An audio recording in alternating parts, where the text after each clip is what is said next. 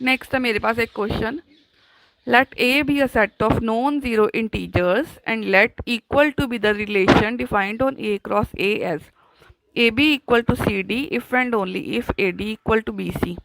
First और fourth का product equal होगा सेकंड और थर्ड के प्रोडक्ट के, और if and only if first और फोर्थ का सम इक्वल होगा सेकंड और थर्ड के सम के।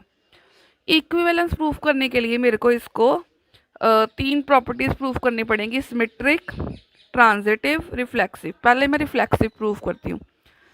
रिफ्लेक्सिव के लिए मुझे अगर रिफ्लेक्सिव प्रूफ करना है, ठीक है, सबसे पहले मुझे प्रूफ करना है रिफ्लेक्सिव।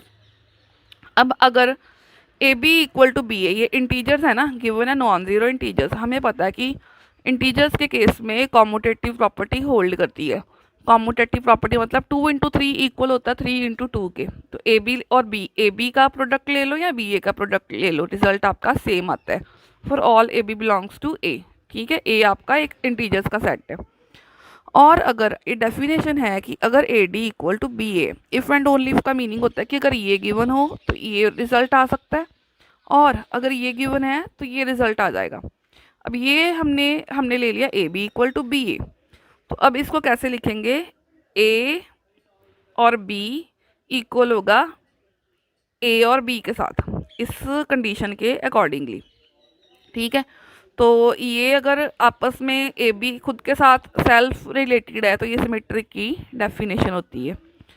नेक्स्ट हमने करना है ट्रांजिटिव, कि अगर ए बी सी डी के साथ रिलेटेड है, और हम प्रूफ कर दें कि अब सी डी जो है वो ए बी के साथ रिलेटेड है, ठीक है, इनवर्स भी आपस में रिलेटेड है, तो वो हमारा हो जाएगा ट्रांजिटिव। मैंने मान लिया कि ए बी सी डी के साथ रिलेटेड है।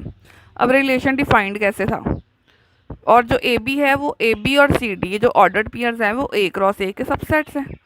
अब रिलेशन डिफाइंड कैसे था, फर्स्ट और फोर्थ का प्रोडक्ट इक्वल होगा सेकंड और थर्ड के प्रोडक्ट के। हमें पता है कि इंटीजर्स में कॉम्यूटेटिव लॉ होल्ड करते हैं, तो ए डी जो होता है वो डी ए के इक्वल होता है, हम ए डी को डी ए लिख सकते हैं। बी सी जो है बी सी सी बी के बराबर होता है, तो हम बी सी को सी बी लिख सकते हैं इन केस ऑफ इंटीजर्स। ठीक है, अब इनकी पोजीशंस इंटरचेंज कर देते हैं, इसको इधर ले आओ, इसको इधर ले जाओ। यहाँ से ये किसकी डेफिनेशन है कि फर्स्ट सी और डी इक्वल हो जाएगा ए और बी के। तो हम ए बी सी डी के साथ रिलेटेड लेके चले थे और सी डी ए बी के साथ रिलेटेड निकाल दिया, तो ये क्या हो जाएगा हमारा सिमेट्रिक। नेक्स्ट है हमारा ट्रांजिटिव।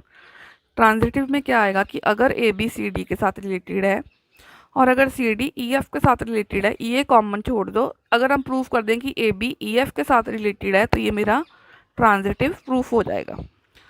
और ए बी सी डी जितने भी हमने सेट ऑर्डर्ड पेयर लिए हैं ये ए क्रॉस ए में से लिए हैं, उसको बिलोंग करते हैं।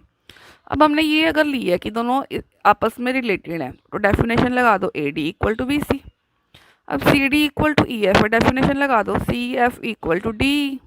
ठीक है, अब लेफ्ट साइड को लेफ्ट साइड से प्रोडक्ट कर दो, राइट साइड को राइट साइड से प्रोडक्ट कर दो, इन दोनों का आपस में मल्टीप्लाई कर दो, लेफ्ट को लेफ्ट से कर दो, इसकी राइट को राइट से कर दो। डी से डी कट गया, सी से सी कट गया, आपके पास क्या बचा, A F equal to B. ये किसकी डेफिनेशन है, ये डेफिनेशन है कि A B is related to E F. तो ये क्या हो गया हमारा ट्रांजिटिव। अब ये रिफ्लेक्सिव, सिमेट्रिक, ट्रांजिटिव तीनों प्रॉपर्टीज़ को होल्ड कर रहा है, तो ये हमारा क्या हो जाएगा इक्विवेलेंस रिलेशन।